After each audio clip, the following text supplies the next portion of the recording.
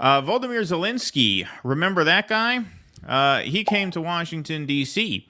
This week, and he warns of Christmas gift to Putin as GOP shrugs off Zelensky visit. Zelensky basically called the Republicans Putin puppets.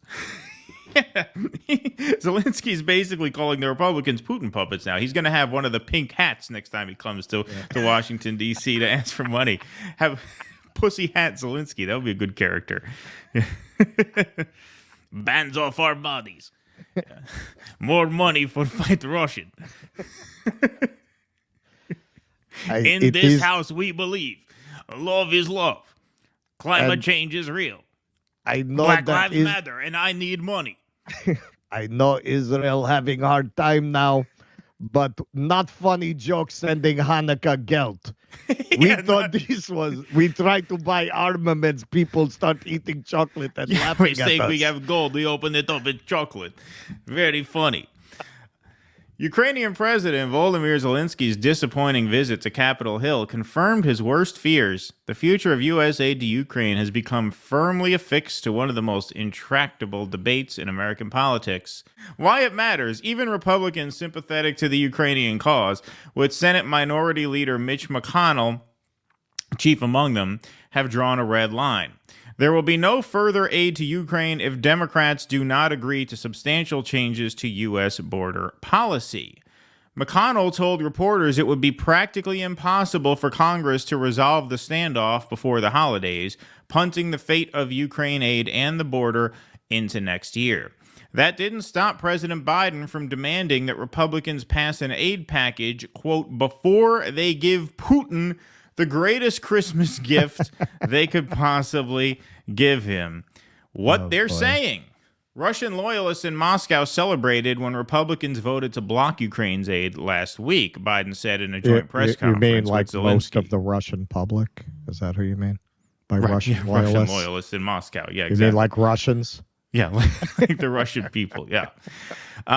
If you're being celebrated by Russian propagandists, it might be the time to rethink what you're doing. Again, those Russian propagandists are mostly the citizenry, right? Driving the news. Zelensky's plea to support Ukrainians fighting for their freedom, an emotional and strategic appeal that has helped unlock major progress in the past, ran into a wall of sympathetic shrugs in Congress. I told President Zelensky, here's the problem. It's got nothing to do with you, said Senator Lindsey Graham. It's not you, it's me. It's not you, it's me. I'm not sure that's the consolation he was looking for. Hey, listen, it's nothing personal. There's just another war that we care more about, you know. House Speaker Mike Johnson said he told Zelensky, we stand with him and against Putin's brutal invasion, but stressed our first condition on any national security supplemental spending package is about our own national security. What does he mean by that? Well, here's the next quote. We're hearing from the president of Ukraine again, but we're yet to hear from our own president about the border. Our border, said Senator Eric Schmidt. So how... Get your hand out of my pocket! How is Joe Biden going to get out of this? He's got a real problem on his hands because he needs that funding for Ukraine, but the Republicans aren't going to give it to him unless he gets tougher on the border. So, here's what he'll do. White House open to new border expulsion law and mandatory detention and increased deportations in talks with Congress. The Biden administration on Tuesday indicated to congressional lawmakers that it would be willing to support a new border authority to expel migrants without asylum screenings, as well as a dramatic expansion of immigration, detention, and deportations to convince Republicans to back aid to Ukraine. 4 people familiar with the matter told CBS News. The White House informed Senate Democrats that it could back those sweeping and hardline immigration policy changes as part of the negotiations over President Biden's emergency funding request, a roughly $100 billion package that includes military aid to Israel, Taiwan, and Ukraine, as well as money to bolster border enforcement and hire additional immigration officials. Specifically, the White House indicated that it would support a new far-reaching legal authority to allow U.S. border officials to summarily expel migrants without processing their asylum claims. The measure would effectively revive the Trump-era Title 42 pandemic order and allow officials to pause U.S. asylum law without a public health justification. The administration would also back a nationwide expansion of a process known as expedited removal that allows immigration officials to deport migrants without court hearings if they don't ask for asylum or if they fail their initial asylum interviews. The program is currently limited to the border region. Moreover, the White House would be willing to mandate the detention of certain migrants who are allowed into the country pending the adjudication of their claims. It's unclear how this provision would work since the U.S. government has never had the detention space to detain all migrants who cross into the country illegally. That's why they had to build more detention facilities when Biden took office. Last slide. Administration officials and some Senate Democrats have also previously indicated a willingness to raise the initial screening standard for so-called credible fear interviews that migrants have to pass to avoid being deported under expedited removal. In a statement, White House spokesperson Angelo Hernandez said the administration did not have determined policy positions in the congressional negotiations. And later on in the piece, the administration's openness to negotiate restrictive immigration changes with Republicans has angered migrant advocates, progressive Democrats, and Latino lawmakers who have urged the White House and Senate Democrats to refrain from agreeing to permanent asylum restrictions. Quote, destroying the asylum system will not fix the southern border, Democratic Representative Pramila Jayapal said Tuesday. We did not spend years fighting this agenda under Trump only to give in to Senate Republicans' extreme demands now. Well, apparently you did. Yeah, you did. Yeah, apparently that's exactly what you did. File this under can't make that shit up. All that hand-wringing, all of that demonizing against Trump for his draconian, Hitler-esque border policies. Look at what we're doing. AOC goes down to the border and cries at the fence. We see the pictures, horrible pictures of, that there was that one picture that went viral, the father and the little girl who drowned because they were turned away. That you couldn't unsee that picture on MSNBC for a week after it happened. And now they're going to give him, seems like, all the Trump policies back and more, not to pass universal health care, not to get a $15 minimum wage. No, to get more funding for World War III, just as World War III is about to run out. You talk about one of the most obscene political bargains imaginable at this moment. To say, well, the one good thing that was going on, the one positive in the world, is that at least maybe we avoided nuclear war on the Eastern European front, and the two parties are going to come to their senses and negotiate some kind of peace because we don't have the money to give them anymore, and there's been a sort of isolationist anti-war takeover of the Republican Party, and it seemed like they were going to force this issue and end this war. And then you have Biden go and say, how about we give you all the Trump policies times 10 in exchange to funding World War III? It seems like that's the play now. I mean, we'll see if it happens. But the fact that they're talking like that, that's just incredible. Yeah, well, Biden, he called around to a lot of the Latino leaders that supported his election. We have some leaked audio from that. I am altering the deal. Pray I don't alter it any further. So that's, he just came right out and said it right there. Yeah, this really tells you what the bottom line is in Washington, doesn't it? When it comes down to it, the military-industrial complex are the people you cannot fuck with. That's it. They will give the Republicans anything to not fuck with the MIC. And the Republicans, this is all of a piece. People talk about the Republicans are holding the country hostage. That's democracy, right? You leverage your political power for a political result, something the Democrats refuse to do.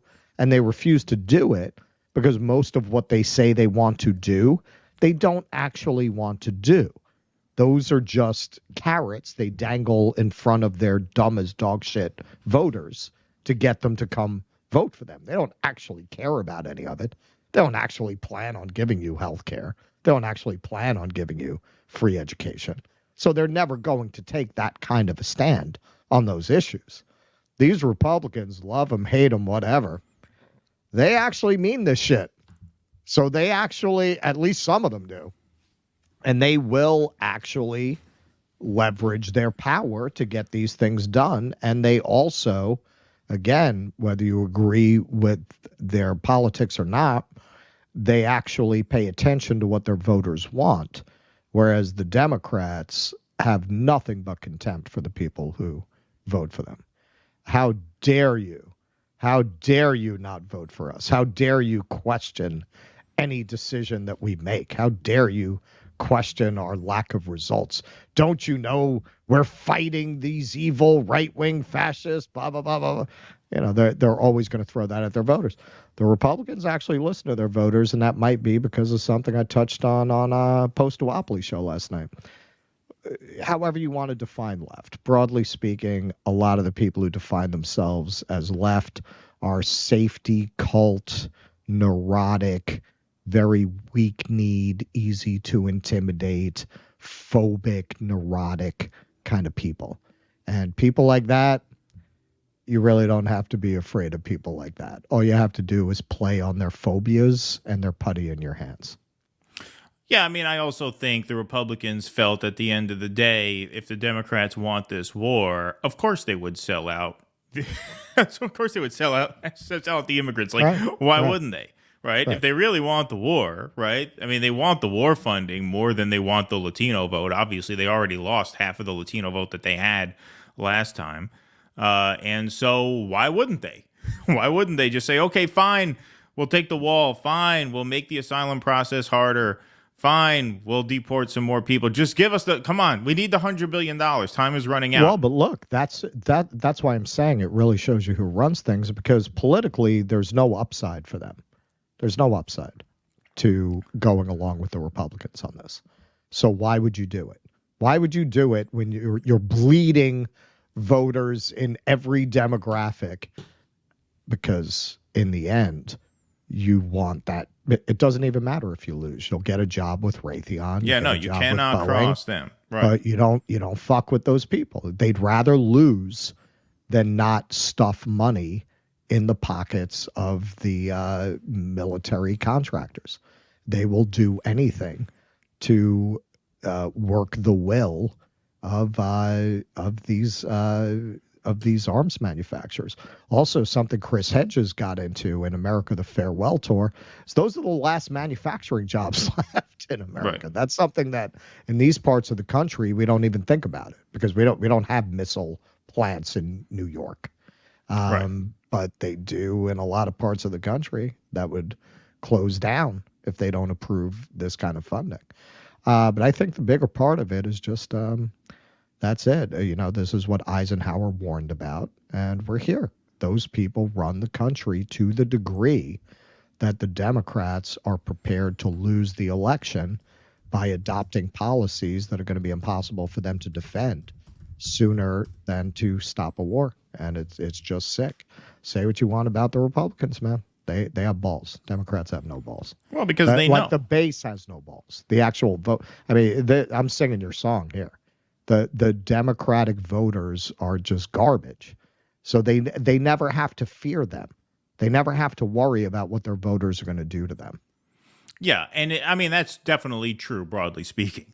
In this case, I think the Republicans probably felt especially confident that if they held out for the border funding, they would get it, because they know these are the Democrats, man. They're in the pockets of the military-industrial complex. They're not going to take a principled stand for immigration if it means ending World War III.